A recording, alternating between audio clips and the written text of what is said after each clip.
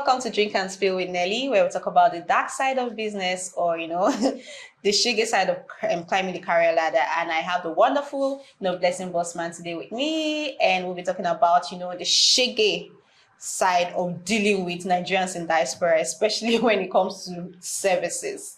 Hi, Blessing. Hi, Nelly. How are you doing today? I'm okay. How are you doing? I'm okay. Thank you for having me. It's an honor. So tell me about your marketing journey. How has it been so far? Okay, so my name is Blessing Bossman, and I run a marketing agency here in Lagos, Nigeria. Running it for over 5 years now. Okay. And it has been going well. We've seen the ups, we've seen the downs, we've seen the shaggy, and we've seen the banza. But so far, it's been a rewarding and a journey that has shaped me and helped me become the person that I am today. Yeah. I see. Thank you. What's been your experience with working with Nigerians in diaspora? There are two different kinds of people. Okay. There are two different kinds of clients. There is the Nigerians and there is the Nigerians in diaspora. And they all come with their different peculiarities. They come with their different mindsets. Okay. I tend to see Nigerians in diaspora as people, I'm not going to generalize, some of them have superiority complex. They feel like now that they've left the Niger for us, they are bigger than us. Yeah. They feel it's like a normal thing. they can just throw peanuts at us and then we'll just run and try to pick it up. They feel like they are doing us a favor by working with us. And I've had I don't think there has been any Nigerian in diaspora that I've had a good experience with. Okay. All of them have been bad. And when I started my agency, I started working with international clients. So I've worked with US people, I've worked with white people, and I've had good experience with them. But you see the Nigerians that are living in the US, UK, the UK is even worse. No jokes. The most, especially the UK. I see. I used to think that it's the US ones that are actually better. Like they pay more than the UK guys. The UK people it's an upgraded version of Lagos. Yes. So, you know how a normal typical Lagos business owner would treat you, do as if you are their staff and all of that. Want to send you message that they are not paying you for and all of those things. Those UK people, there was just any shege you are seeing with Lagos clients, just times 10 it. That's what Nigerians in UK, that's the Pro Max version. that's what they will give to you. And it's crazy. It's not nice. Because if you've gotten to a certain level or a certain stage in your life, you've left the shores of Nigeria and all of that, you shouldn't look at us that are here in Nigeria as if we are one low lives and then you can just treat us the way you want to do. So it hasn't been a good experience. So do you want to share like one particular experience that you've had with working with Nigerians in diaspora?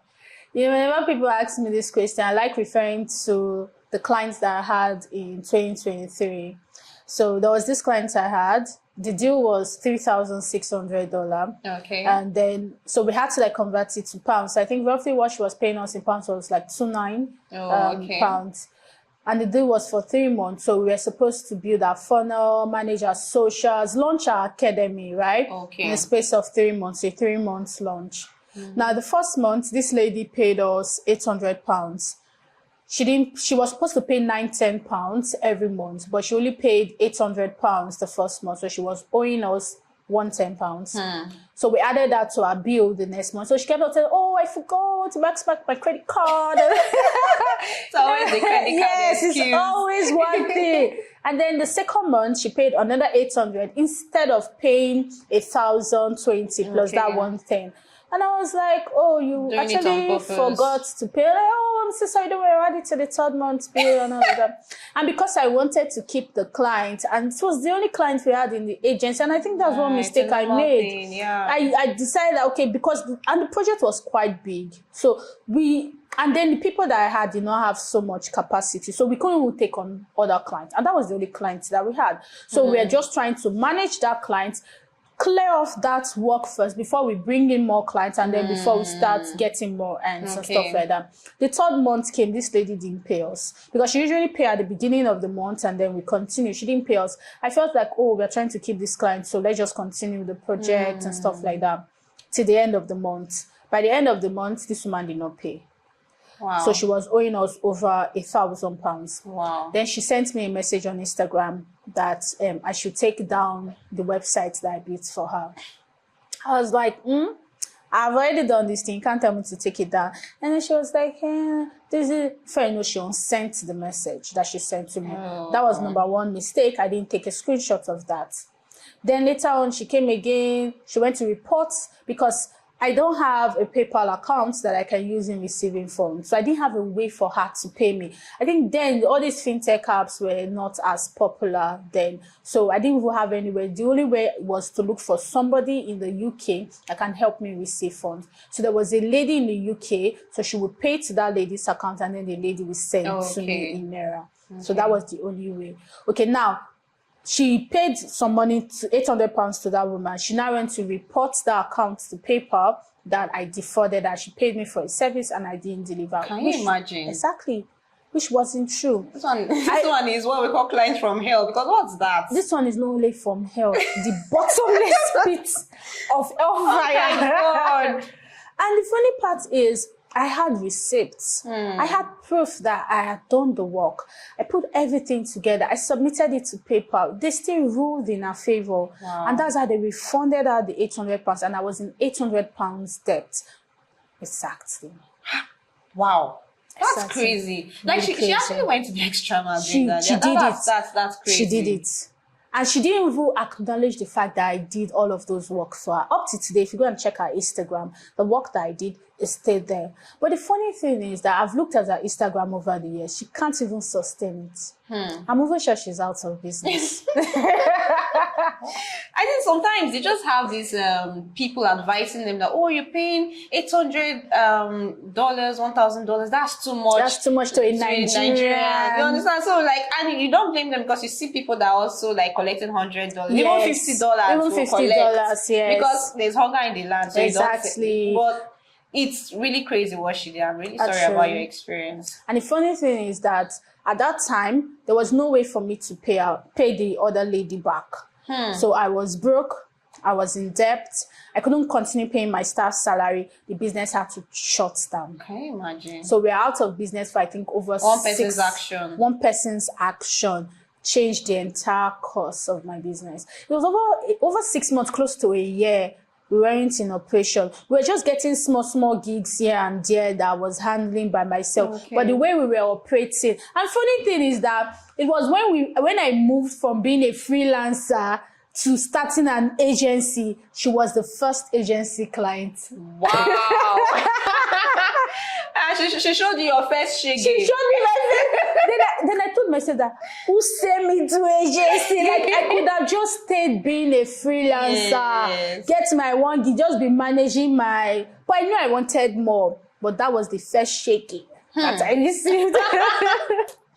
Oh my God. I've actually had experiences with Nigerians in diaspora because like most of the time you're like, oh, I want you to do this, maybe like handle like some like SEO optimized content writing for us, or handle like marketing, and then they're like, okay, don't charge me in dollars, charge me in Naira. And I'm like, okay, I will now look at the dollar and convert it to Naira. Now use black market rate. I'm like, why are you charging us this high? And I'm like, excuse me, you don't expect me to charge you like less than the value that I'm bringing on board. So it doesn't make any sense. And they will pay somebody in the US or in the UK a price that you are asking them, or even higher, and that person doesn't know shit. Can you imagine? They will even go on Fiverr. They'll go on Fiverr, Upwork, and they will pay. They will pay. They'll pay because you're not going there to negotiate. Exactly. But when they come here, peanuts, they'll just throw it out. And I think it's a lot of this experience, a lot of creative experiences, like working with Nigerians and diaspora, like graphic designs. Oh, graphic designers are suffering.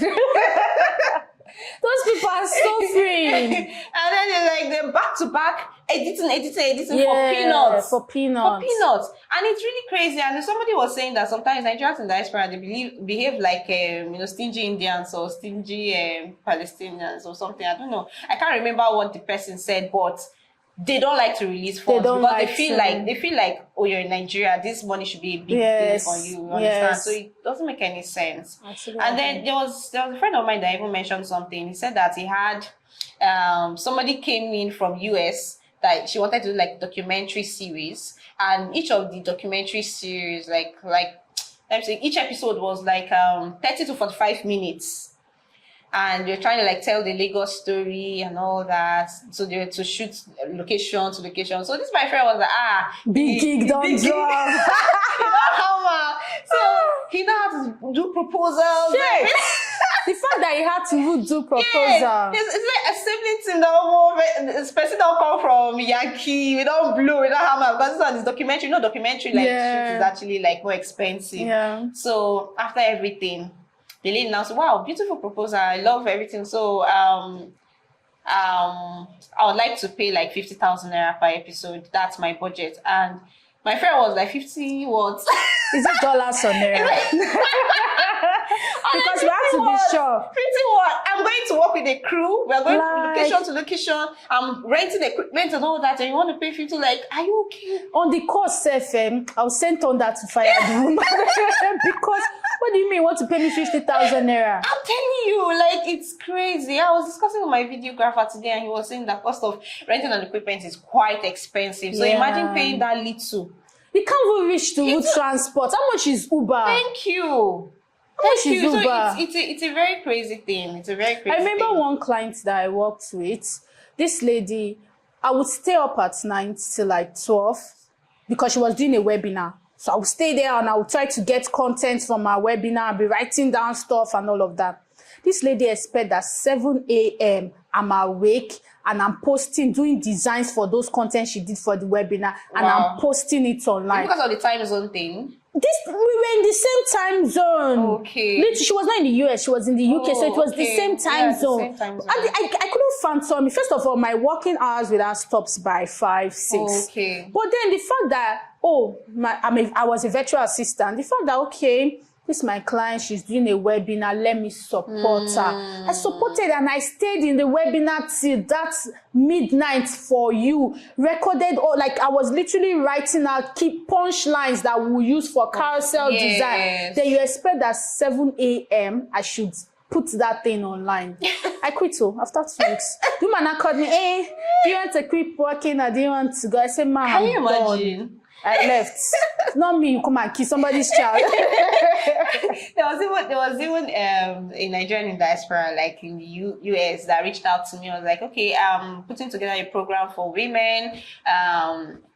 We want to do like some marketing so we can have people sign up for our women boot camp and all that. I was like, oh, beautiful idea and everything. So I now shared like, agency rate cards. And next thing she was like, your eyes are too big. This money is big. That don't worry, my last born now to do social media marketing will handle it. I said, no problem, man. You can. Let your last born go and they can have idea. They'll just wake up with one idea. They can have big dreams. Big dreams. They always have big dreams, but never big budget. I'm telling you. Never big budget. Already she said that she wants at least 1,000 sign-ups and everything. Okay, I now have to like, cost per lead. For your industry. So if you want 1,000, this is how much you spend. And the money is not coming to me, it's coming to the platform. So what's that one? Like, she was like, no, don't worry, that my last born knows how to do their last born go and do it. No problem, man. No problem. God bless you. Bye-bye. Like, let the last born go and do it. When they don't get one single sign up, you know. So I've had, but although it's not, we can't say all the eggs in the basket are actually bad, because there are some few that Nigerians and diasporas that actually like know the value of the work that you give, and some of them can maybe they genuinely don't have that much that you're actually like asking, like the pay price and all that. So, but I think 70% of them are like that. 70% are bad. 70% of them. So most times, creatives just like to like, you know what, Nigerians just let them be. You guys should just go on Fiverr, get your guys, to get one Indian guy. And they will compare you with Fiverr guys. Yes, they will. They will tell you that I can just get a guy on Fiverr that can do this for $50. I can get a guy in 5, I can do this for 50 bucks. Yes. I remember we were looking for someone to do like an explainer video for a client. So I now had to like reach out to my, what's it called? My team. Sorry, not my team, like my contact list that does animations and all that. So I was like, okay, I got different rates. I sent it to the client. I was like, okay, look at the different rates from different people. Which one can your budget carry and all that? And the client was like, what was this? That is not explainer video that one guy in 5 I did $15 for. I was like, okay, you know what? Let me see the one that the guy did. When he sent it to me, I don't look at it. I was like, God, this look like some of them they don't even know what value. A 2-year-old did.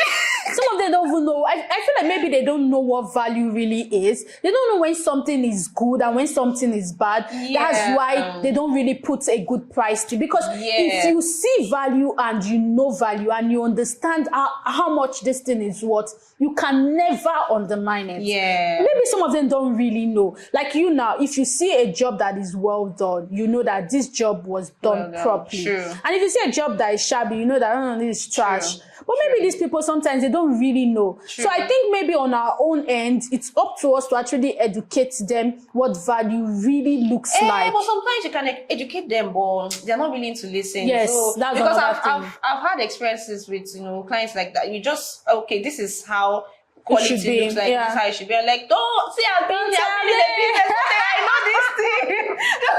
So I know, like, you know what, just forget it. You can't really educate them because, to be honest, there are plenty information online. There are plenty people educating and telling you that this is not how it should be. Yes. But when you self, your eye self, you know, see good thing. If you see good thing, you don't know that it's good thing. I'm telling you. You see good thing, you know that it's good thing.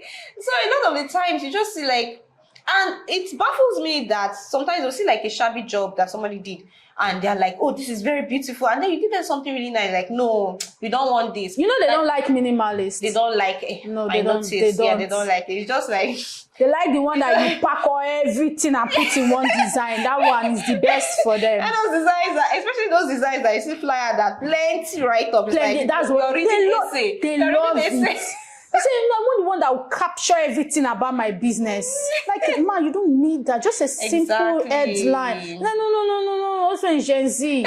It's crazy. I'm telling you, it's crazy. So, well, for Nigerians that are already working for Nigerians in diaspora, like, if those people are actually going through this headache with Nigerians in diaspora, like, what's the advice would you give to them?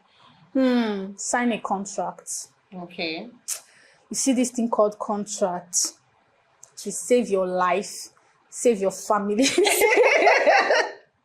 Sign a contract because you need evidence. Okay. And if possible, register your business outside of Nigeria. If you know that, okay, your agency wants to start doing business across border, register your business outside of Nigeria and get a lawyer. Okay. So what if the person is a freelancer? For freelancers, go and find an escrow platform. There's something that I want to build. It's really dear to me because it's part of my journey. Okay. It's to have a platform that connects business owners with freelancers, and it has a protection system where nobody can defraud anybody. The business owner will put their money there before the freelancer starts the job. So that way we know that each party is protected. If the business owner is not satisfied, there will be a mediator that would speak on their behalf. That makes sense, actually. It's money, my sister. It's money, but before that kind of thing even comes up, I would say they should find a system that protects them. Maybe find an escrow platform, like do your research, find an escrow, so find something already in existence that you tell the client that this is my process. You have to deposit this money in this platform. When I start the job, once you are satisfied, we keep on marketing my. So because you can't see all the clients that are good like angels, if they switch up on you, if they switch up on you, you think that no, these clients cannot do me that. When they switch up on you, you will know that anybody can do you anything. So number one, contracts. Find an escrow system. If something that can protect you, get a lawyer. That's why you have to leverage relationships. Like find people that can give you these things. It's not for free, but somehow for free. Okay. Like my lawyer now is my ex-boyfriend's in-law.